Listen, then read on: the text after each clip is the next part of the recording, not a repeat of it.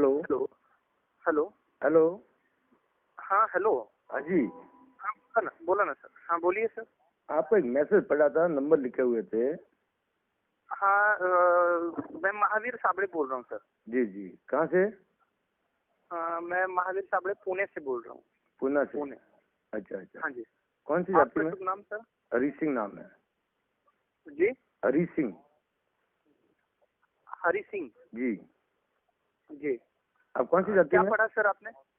वो एक मराठी में लिखा मैं हुआ है, इतना तो मेरे को बराबर समझ में नहीं आया। मराठी में लिखा हुआ है। हाँ जी, हाँ जी, हाँ जी, हाँ। वो जो ये क्या कहते हैं, पीएचडी के काम के लिए बोल रहे हैं ना? जी हाँ सर, मैं दिगंबर जैन हूँ। जी हाँ, और मेरा जो पीएचडी का विषय है उसमें लिखा हुआ है जी कि अनुव्रत समिति और आधुनिक कालीन जैन आचार्यों का जी हिंदी भाषा और साहित्य में योगदान। जी जी सर, काम मेरा लगभग आधा कंप्लीट हुआ है जी और आधा अभी डिसर्टेशन जो है मैं लिख रहा हूँ सर। जी और उसमें 5 महीने 6 महीने मुझे जरूरी है जी उस काम के लिए।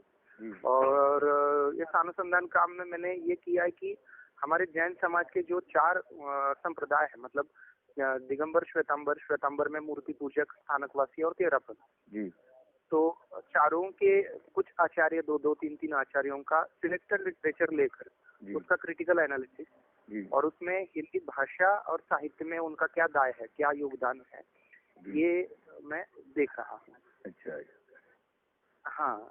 तो उसमें प्रगति से मिलान करोगे? हाँ जी सर। प्रगति से कुदरत से मिलान होगा? किस बात से?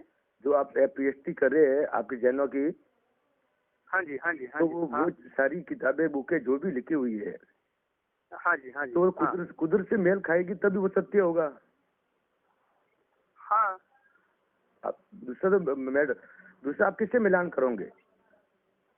देखिए वो जो सारी किताबें उपलब्ध कराई है मैंने, मतलब वो पुस्तकें जो हैं, जी लिटरेचर जो है जी। साधुओं का, हाँ। वो उपलब्ध कराया है।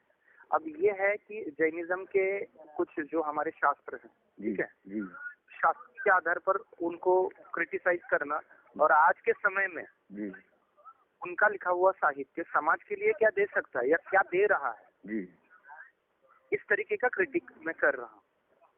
समाज। जैसे अभी देखिए तेरापंथ के जो आचार्य हैं, जी आचार्य तुलसी, आचार्य महाश्रमण, आचार्य महाप्रज्ञ, आचार्य साध्वी कनक प्रभा, ये तेरापंथी आचार्य हैं। जी स्थानकवासियों में मैंने आनंद ऋषि जी का कुछ साहित्य मेरे पास उपलब्ध हुआ है, जी वो मैंने लिया हुआ है। जी उसके बाद मूर्ति पूजक महासंघ के एक आचार्य वो रत्न सुंदर महाराज साहब जो हैं, जी उनका कुछ साहित्य 2-3 बुक मैंने ली हुई है। जी जी दिगंबर पंथ में मैंने आचार्य विद्यासागर का मुखमाटी जो महाकाव्य है वो लिया हुआ है। जी तरुण सागर महाराज जी के कड़वे प्रवचन के पहले 4 खंड जो है वो लिए हुए हैं। जी और अभी जो पुलक सागर महाराज साहब आए हैं, पुलक सागर जो आए हुए हैं पुणे में, जी उनका चातुर्मास अभी निगड़ी में हुआ, उनकी 2 पुस्तकें हैं, जी सर्वज्ञ वाणी और जी एक दूसरी पुस्तक है। जी इस तरीके का सारा लिटरेचर जो है, जो जी मेरे पास है, जी उसको मैंने लिया और इस तरीके से मैं क्रिटिसाइज कर रहा हूँ उसको। जी। अब भाषा में योगदान नहीं।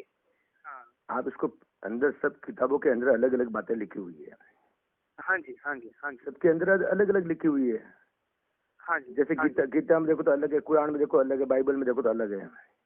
हाँ जी, हाँ जी, हाँ सबके जी, हाँ जी, सब किताबों के अंदर क्या पूरी जी। संसार के अंदर जो प्रगति है, कुदरत का कोई भेद लिखा हुआ है इसके अंदर? कुदरत का कुछ भेद? हाँ।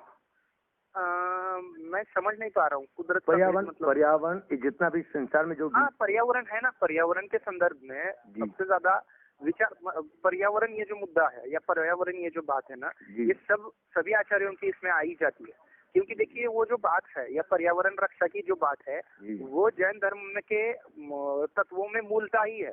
जी असल में ये है कि आप जिसको हम पर्यावरण सुरक्षा की बात करते हैं, जी जी जैन धर्म पर्यावरण सुरक्षा की बात नहीं करता, लेकिन जैन धर्म में जो बातें होती है वो पर्यावरण सुरक्षा की तरफ जाती है। जैसे अब देखिए, स्थावर जीव हम जिसको मानते हैं, स्थावर जीव मतलब वनस्पति है, जी स्थावर जीवों की हत्या नहीं करनी चाहिए पूर्ण रूप से। जी ये महाव्रती जो भी साधु होते हैं वो महाव्रती जी। उसका पालन करते हैं पूर्ण रूप जी।